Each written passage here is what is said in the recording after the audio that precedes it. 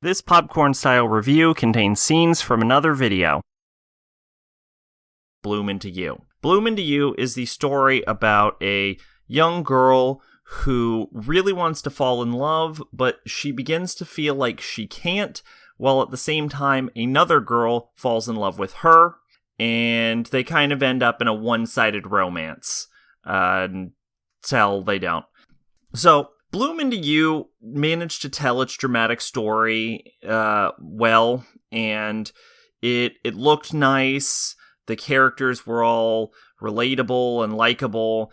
It was an overall good show. But what really stood out to me about Bloom Into You was the negative parts of it, so I'm just gonna let that 7 in the corner speak for itself and just get right into all the problems I had. See, Bloom Into You had what I referred to in the Citrus video as the Mirai Nikki problem, which, if you don't remember that video or you need a refresher or you didn't see it, refers to a moment in Mirai Nikki where Yuno admits that she would have loved anyone who would have paid attention to her, and Yuki would have loved anyone that could have protected him. Or something to that effect. I actually forget exactly what she wanted. But the importance of this scene, it's not a problem in Mirai Nikki, but it is a problem in other romances, is that it shows that the reason the main couple is together is not because of who they are, but of what they can offer each other, and basically shows that their whole relationship is shallow.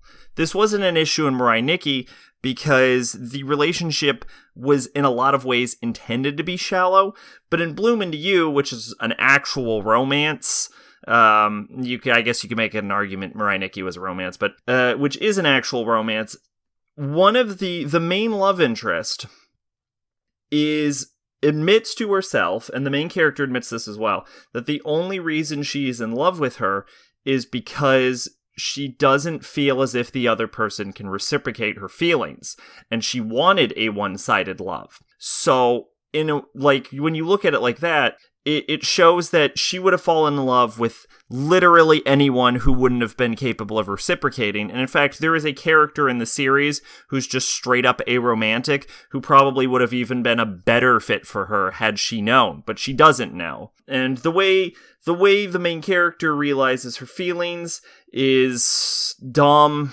And the ending, they feel like they're building up to an ending, but the ending, I think, is actually the biggest problem, probably, with this show. Because, I don't think the show should have been made yet. I think the manga is still running, and I think they should have let the manga finish and then made a 24, 26 episode season and concluded the story, because as it stands, Bloom Into You just feels like half a story, because it is. They introduce the characters and the concepts and they set up conflicts, but by the end of the show, nothing is ever actually resolved, and you don't feel like anything was accomplished through the show. It presents you this idea and then it just leaves it hanging on the table. And I feel like that's the biggest issue with Bloom Into You.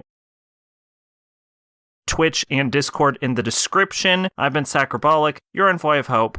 Bye-bye.